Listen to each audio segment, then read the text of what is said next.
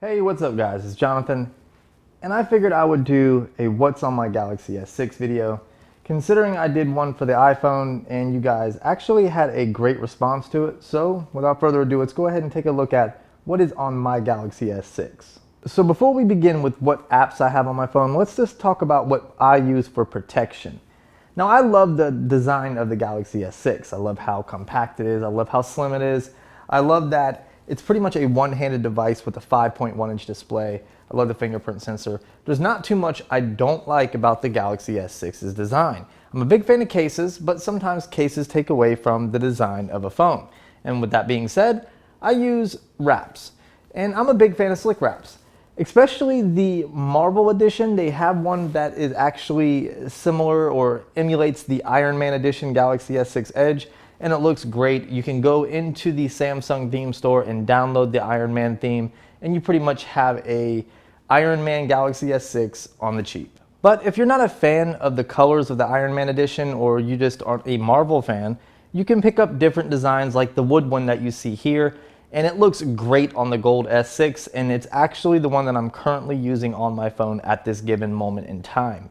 But they had different colors of carbon fiber and different versions of wood, and you can even go all natural and get a bamboo wood skin.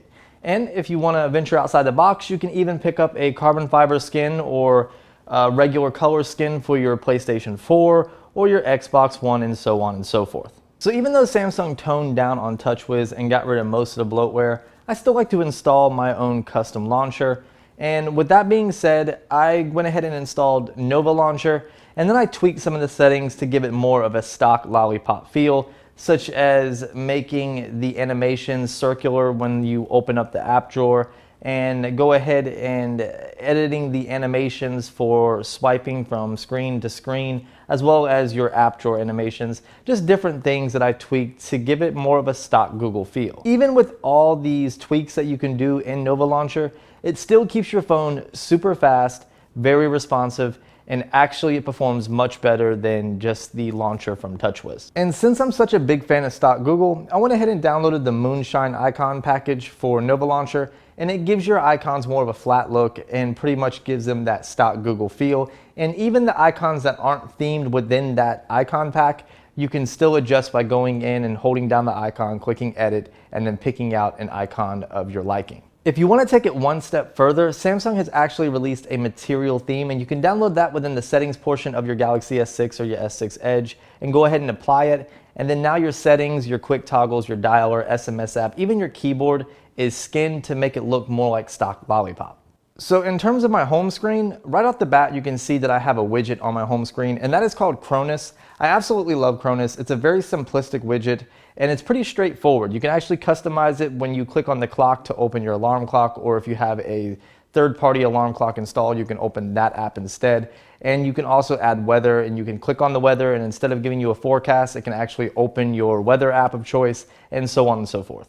There are several different widget forms to choose from with Cronus, and you can actually add a calendar to the one that you see right here on my home screen. So you can have a calendar, you can have an RSS newsfeed, as well as your newsfeed for Twitter and Facebook, and then of course your weather, and then your clock on top of that. Moving on down, you can see I have a Google folder. Now all of my Google services are going to be found in this folder, such as my calendar, maps, contacts, Play Store, Drive, Keep, YouTube, Creator Studio, anything that you could possibly think of that is Google related can be found within this particular folder.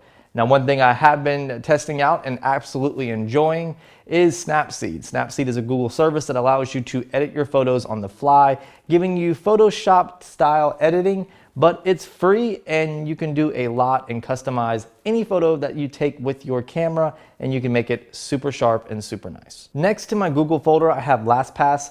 And this is my password manager, and it's really intuitive with Android. So if you open like your banking app, it will actually prompt you and send up a little notification for LastPass and input everything for you.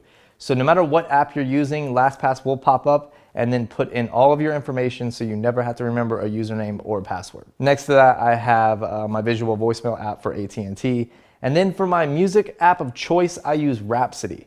I know a lot of people use Spotify and then the new Apple Music app for iOS devices. Right now, of course, it will be coming to Android later, but I have tried all of these different music streaming services, and I always go back to Rhapsody. I just think that it has more music of my liking. I love the actual interface. It's very intuitive and it's very simplistic, and I just like Rhapsody a little bit better than the other platforms out there. Now, next to Rhapsody, you're gonna find my social folder, and inside that you're gonna find things like Facebook, Twitter, Instagram, Google+, Hangout, so on and so forth.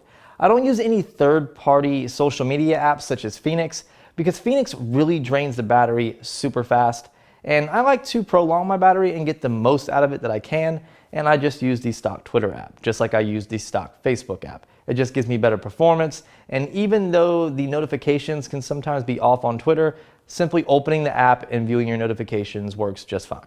Now, moving on down to the bottom row, I have my dialer. I have my text messaging app, which is actually Textra. You have different themes to choose from, such as a gray theme, a dark theme, or you can just go with the white background. I usually use the black theme because it conserves battery a little bit better. You have an awesome quick reply setting, and then of course it's just very fluid, very responsive, and this has an overall flat look to it, and I love it. Moving on down the line, I have Gmail, and then I have Google Chrome. I could use the stock browser that came with my S6, but I just prefer the speed and reliability of Chrome over the Samsung browser. Okay, moving on to the next page, which is a swipe to the right, viewing the page on the left. You're gonna find a big widget, and that is called Month. And all it is a calendar widget. It has a lot of different themes. It's very simplistic. If you want to add an event, there's a nice little animation that drops down, and it's just very, very simplistic, very, very fluid, and very responsive. And it doesn't replace any of your calendar apps. So if you're using the stock calendar app on your Samsung Galaxy S6 or S6 Edge, or if you're using Google Calendar as your default calendar, it doesn't replace that. It's just a widget, and that's all it's there for. So swiping over to the left to view the page on the right, you're gonna find Feedly right off the top, and Feedly is a great RSS feed source for information for tech or healthcare, which is what I use it for, or anything else. It's just a great way to view different website information, all laid out to you in a nice platform. And I use it for OT information for my job, and I also use it for my tech information for YouTube.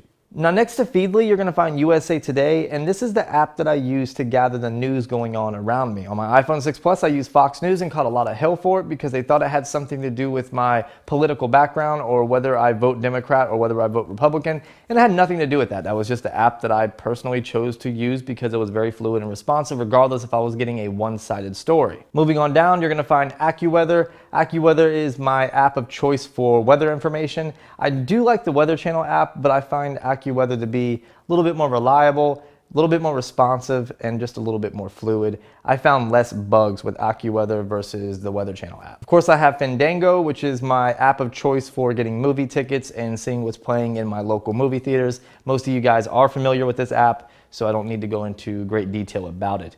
Same thing with Yelp. Yelp is the app that I use to see what's going on around me, where I can find restaurants, what I can find to do, whether it's movies, malls, shopping, whatever it is, I can find it in Yelp. And again, I don't need to go into a description on what this app is about since most of you guys are familiar with it. Dropping on down to the bottom row, you're gonna find my OnStar app, which is what I use to control my car. So no matter where I am at, I can remote start it, unlock it, lock it, turn on the lights, the horn, whatever it is, and I can also check the diagnostics of my car.